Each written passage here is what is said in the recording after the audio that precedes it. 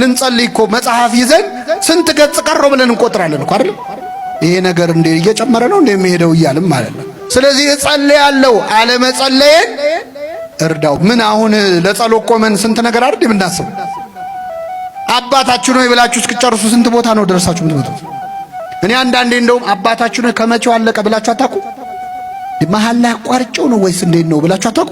ቤተክርስቲያን እመጣለሁ፣ ቤተክርስቲያን አለመምጣቴን እርዳው። እንመጣለን እኮ ግን ከልባችን አንመጣ። መመላለስ እንጂ መመለስ አቃተን እኮ።